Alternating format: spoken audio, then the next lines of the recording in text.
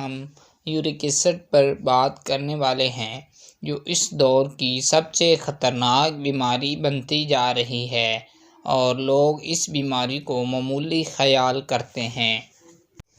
اگر آپ York acid کو معمولی سمجھیں گے تو مسئلہ بہت زیادہ خراب ہو جائے گا۔ یورک ایسڈ ہوتا کیسے ہے اور اس کے سائن اور سمپٹم کیا ہیں؟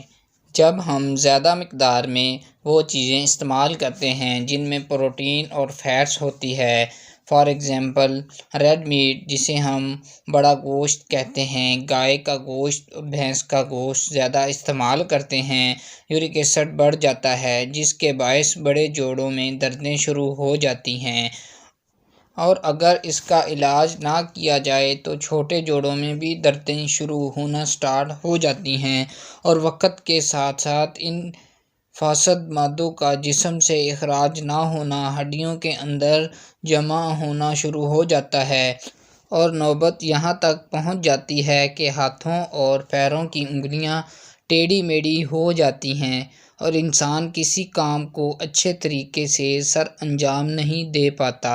تمام قسم کی دالوں میں یورک ایسڈ پایا جاتا ہے، مونگ کی دال میں کم پایا جاتا ہے، پالک کے اندر بھی یورک ایسڈ پایا جاتا ہے، میتھی، سفید چنے اور سرسوں کا ساگ، اروی اور آلو کے اندر بھی یورک ایسڈ پایا جاتا ہے۔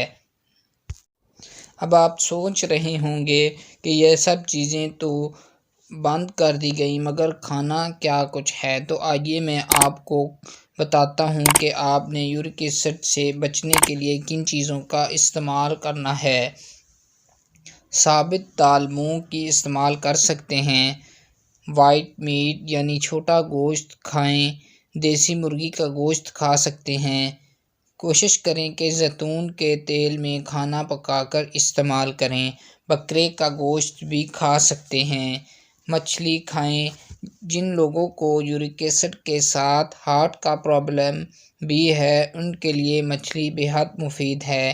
مچھلی یورک ایسڈ کے ساتھ آپ کے دیگر مسائل بھی کم کرنے میں مدد دیتی ہے۔ پانی کا استعمال بھی زیادہ کریں، دن میں 10 سے 12 گلاس پانی پئیں۔ صبح نماز کے بعد واک کریں اور رات کے کھانے کے بعد بھی واک کو اپنا معمول بنائیں، اور ایکسرسائز کو بھی اپنی زندگی میں شامل کریں۔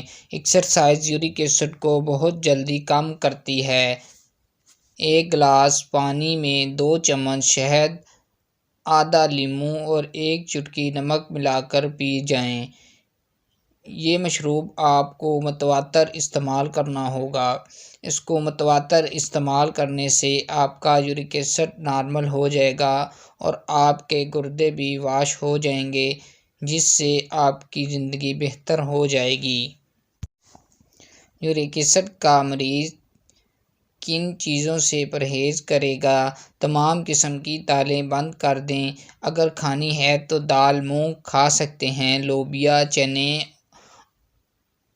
بھی آپ نہیں کھا سکتے، پالک، میتھی، سرسوں کا ساگ، اروی اور آلو بھی یورک ایسڈ پیدا کرتے ہیں۔ برائلر گوشت سے سخت پرہیز کرنا ہے، کیونکہ برائلر گوشت کو اسٹیرائڈ کے انجیکشن لگائے جاتے ہیں، جس کی وجہ سے یہ 40 دن میں تیار ہوتا ہے، اور اس کی فیڈ بڑے گوشت کی علائشیں شامل ہوتی ہیں۔ یورک ایسڈ کے ساتھ ہائی بلڈ پریشر، کولیسٹرول اور دل کی بیماریاں پیدا کرتا ہے۔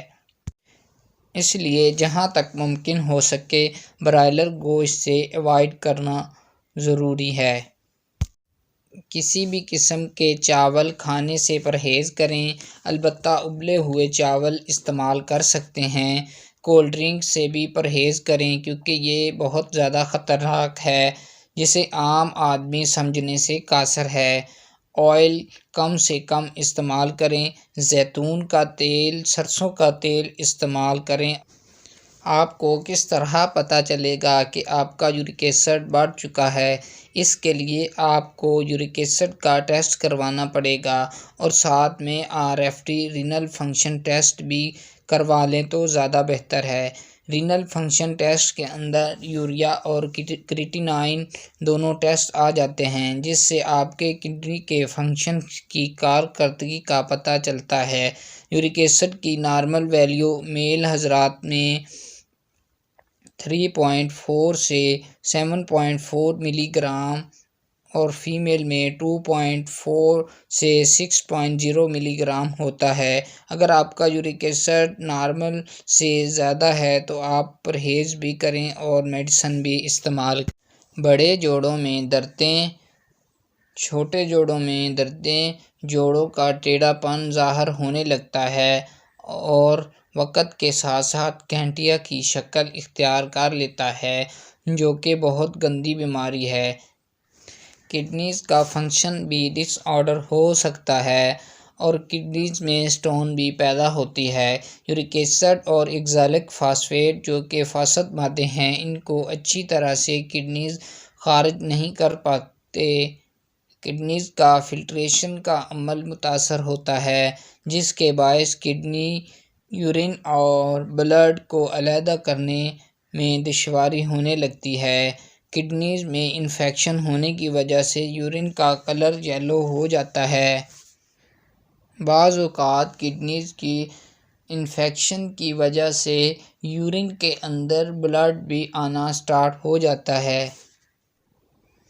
پاؤں میں دردیں شروع ہو جاتی ہیں اور سوجن ہو جاتی ہے، خصوصاً ایڑیوں میں درد رہنے لگتی ہے۔ علاج کے حوالے سے بات کرتے ہیں۔ ہومیوپیتھک میں اس کا بہت اچھا علاج ہے۔ میڈیسن نوٹ فرما لیں۔ میری پریکٹس کے مطابق جو میں اپنے مریضوں کو میڈیسن تجویز کرتا ہوں، وہی میں آپ کو بتانے جا رہا ہوں۔ بینزک ایسڈ کیو، اوسمیوم کینم کیو، دونوں کو برابر مقدار میں لے کر کمپاؤنڈ بنا لیں۔ 20 ڈراپس دن میں 3 ٹائم فریش واٹر کے ساتھ استعمال کریں۔